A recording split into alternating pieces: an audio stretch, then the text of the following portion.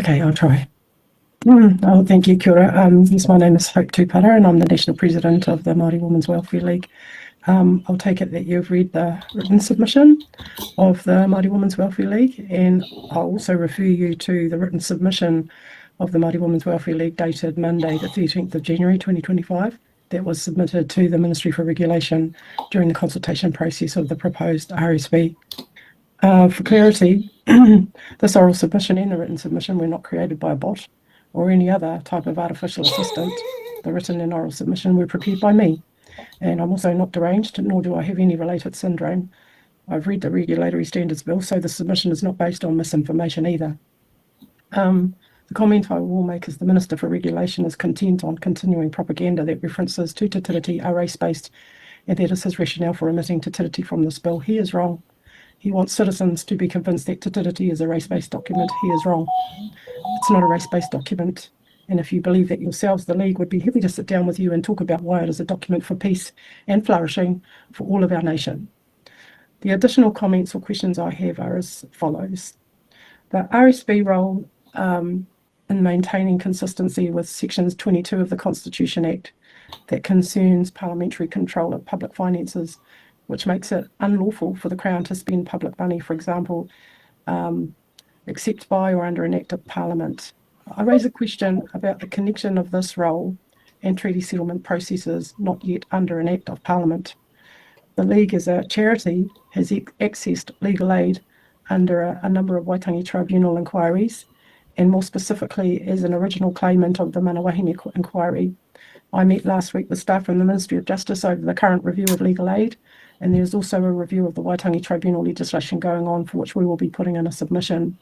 So my question is around whether that kind of activity is considered to be something that's not under an Act. The other comment I want to raise for your attention is under Section 8E and F. Will we be charged in future for legal aid? There is also a mention of a class of payers. What does that class of payers look like? In terms of Part 32 about the complaint system, there's too little detail about the complaint system, so how will it work and how will it be funded? I support the submitter, Callum McManaman. Sorry, Callum, if you're listening and I've said your name wrong, that the RSB does not recognise international agreements, which includes the Convention on the Elimination of All Forms of Discrimination Against Women and the United Nations Declaration on the Rights of Indigenous Peoples. The recommendation for our submission is written to you, but our opposition to this bill stands for the reasons in our written submission, both this process, but also the proposed process, the proposed regulatory bill at that time. Another question I have is the RSB Act binds the Crown. It's extremely difficult to reconcile how an act of the Crown or an act that binds the Crown does not recognise Te Tiriti or Waitangi. We also recommend that you extend the time for oral submissions to align with the number of submissions that have been received by you and ensure all voices are heard and their input considered fairly. That's the end of our submission. Thank you, Dr. Hope. There doesn't appear to be any questions, so thank you very much for both written and oral. Oh, there's one from Francisco Hernandez. Okay. Thank you, Hope it's not a hard question. Well, it probably won't be a hard one. And thank you so much for your submission, Hope, and the work that the Māori Women's Welfare League does. I think one of the things that that you've raised in your submission that hasn't come up that much is the information-seeking powers that the Ministry for Regulation has among non-public agencies. Can you elaborate on your concerns around that section, which is point 6 of your submission? Well, we struggle already to keep up with all the demands that government has on us. I get emails almost daily asking us to consult. So I guess the question is around what might be expected of us. I mean, we're audited anyway, so in terms of that, we're always trying to improve our systems. But it's the expectation of voluntary organisations like ours that's unclear. Right, so you think it'll just add regulatory burden to organisations that are voluntary that receive public funding? Well, I don't think any voluntary organisation like ours is worried about an inquiry into our processes, etc. However, we don't have the same machinery of government that the government has. We don't have staff at I'm not saying that government has staff available either, but we probably have a lot less resources than the government does if it expects us to behave in the same way as maybe more resourced organisations do. Thank you. Thank you. Yeah, thanks once again for the work you do. Who was typing away furiously during that? Me, sorry. I apologise. It's just I'll have to go soon because I'm just about at the end of my ability to focus, concentrate. But I just wanted to record that I thought she was spot on, making the link between Crown funding and statutes legislation. It was really well spotted because goes to the abs. I love that about Māori women, by the way. And the Māori Women's Welfare League has a strong tradition of getting right to the point. Yeah, they always have done. RSV is about power. It's about power over money. It's about who's privileged to be in the room when those decisions are made and whose interests are privileged in those decisions, and a very, very narrow frame indeed on that. So I just wanted to write spotted on my notes so that I could acknowledge that that wise intervention from them. Yeah, there's a lot of specificity in that submission, eh? Do you like this comment here? Which comment? The one on the screen. My granddaughter hijacked my YouTube account. Viona watching from Kiriroa. That's an old friend of mine. I tried to persuade her to come on the panel, but she's shy. She wants to practice blogging in a more private context first. Sure. Sorry, Hana, could you explain to me what the point that the last submitter was making on that point you just raised? On the funding? Yes. Well, the requirement is that you can't allocate Crown funding unless it's under legislation. So there has to be an act of Parliament for the funding to flow. So that's what she was referring to. That's what I understood from what she said. I don't know it myself, but I took that at face value. And to me, that is about the reach of the Regulatory Standards Bill into every sphere. Yeah. Of lawmaking, and how influential its principles are going to be on what law does and can do. After that, there's all sorts of discretionary powers that people have, which also influence when you put in place a bill that has such narrow and strict principles that we are supposed to all stick to when all laws are produced. So that's what I think she was saying. I might be completely wrong about that, but that's what I took from it. And to me, it's the crux of everything that concerns about the regulatory standards, as it seems to be pretty, it's somewhat innocuous. And it was very hard to engage people in.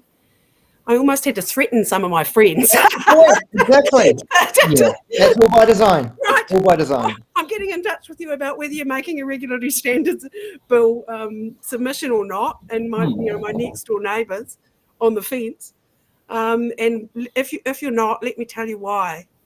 I think that you should. I mean, because it was very difficult for people, and it feels very divorced from life. And it does. And I think if I've understood her correctly, and even if I haven't, because that is what the Regulatory Standards Bill is going to do, if it's passed into legislation in its current form, its influence is going to be about the money that's supposed to trickle down absolutely everywhere, and about the costs that are not supposed to be visited on households, which will be.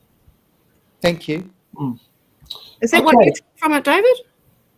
What's that? Is that what you took from what she said? That part there I missed, because you were right. It was very dense what she was saying, and I think it was the points around it that I was listening to. I got quite hung up when she was talking about Seymour's framing of Te Tiriti as being race-based, which she's right. It's actually not. It's agreement between two parties. That's it. But yeah, it's no, I wasn't really focusing on that point. That's why I asked you. Thank you. That was a really good explanation of it, though. I have that is such a passionate point for me though, because I'm the daughter of a strong tradition of tangata tiriti from my mother, her mother, and my grandmother's grandparents, who actually got to New Zealand as convict kids who were seduced by promises from the English about what they could get in the way of land and futures at the age of 19. Then they got married in 1863 in Hobart, and ended up in Waikato. And 45 years later, when their 5-year-old granddaughter, my grandmother, lost her mother, they taught her about a painting that they had on their wall, which was Lindauer's portrait of Rewi Maniapoto, ka whawhai tonu mātou, and by the way, we're still here, and we're still in the whawhai in terms of 2025. And my grandmother's memoir in her 80s, recognising that she remembered the words on it, which are ake, ake, ake. So to me, allyship and the role of the treaty for New Zealand are really significant personal parts of my history, as well as having whakapapa iwi I love that. through my father. And I that's why I've gotten a lot of pleasure out of spending time with people like Kerry, but also out of watching the broad constituency emerge in terms of this isn't okay for New Zealand, and this isn't who New Zealand is, and this isn't where New Zealand wants to be. And so I've also got a passion for the development of people as they engage with Te Tiriti, and it's one of the things I think is the most potential lost value if this kind of legislation and if the reform of the RMA excludes the treaty principles, and if New Zealand First's next up on the coalition books agreement to repeal or change, that's Winston playing both sides potentially, treaty provisions actually occurs, because it developed our capability as a nation to talk about, to cooperate with each other. And that's all sorts of right-wing things like social capital and innovation capital, and being able to actually tap into diversity as a way to innovate ourselves into the future. Because, you know, Māori do actually have critical skills, and one of them, this is not, it doesn't apply to everyone, but we're quite good at risk-taking. And you actually need, if you go and talk to the right-wing and the business people, risk-taking is their forte. And it's because it's one of the engines of progression. And so, you know, for me, that whole thing comes together as something that's too precious to squander. The development that we have made in communities. And no, we're a long way from there, but I'm banking on your generations and the generations to come to... Well, look, Hana, that's already started. I think I look back and I think about the foreshore and seabed, and I remember Helen Clark basically dog whistling, you know, talking about wreckers and haters. Now, at that stage, you could say that was Māori. That was against Māori, because if you looked at those marches, they were mostly Māori. Well, not this time. And I think the difference now is that that there's anything good to come out of this, is it's this whole definition of tangata tiriti is becoming more ingrained. And I think it's causing more of us to identify that way. And because I think the difference now is we see this as being our founding document. This is our founding document, not theirs, not someone else's that we're just, you know, giving up some time to help them out. This is our founding document that speaks to our right to be here and our place in this country. So there has been a massive shift, and I'm actually quite hopeful, you know, looking at it through that lens. So I'm a great believer that where outcomes are delivered from legislation and policy is actually on desks and in boardrooms where people have a lot of discretion about what decisions they make. They can go this way, they can go that way. And I could probably argue any case. I got taught to. I did a master's degree in law. If you get, you know, so that discretionary space is ruled by people's minds and hearts as much as it is ruled by regulation, and that's where intergenerational traditions of, you don't have to fear difference, you don't have to absorb difference, you don't have to oppose difference. Well, in some cases you might have to oppose difference if it's also coupled to power, but you can just engage with difference, and there's so many cool things. I've had some wonderful conversations with non-white migrants to New Zealand about their attitudes towards the treaty and towards interculturalism, but actually about who they are, because their identities in their minds almost never match their ethnic or national identity. It's something that's much more personal, much more local, and so are most of Māori identities, actually. They are individualized, they are local, and they're defined by how they see themselves and what their experiences have been. But the idea of difference, though, is the way it's being framed is you would have heard this idea of Māorification.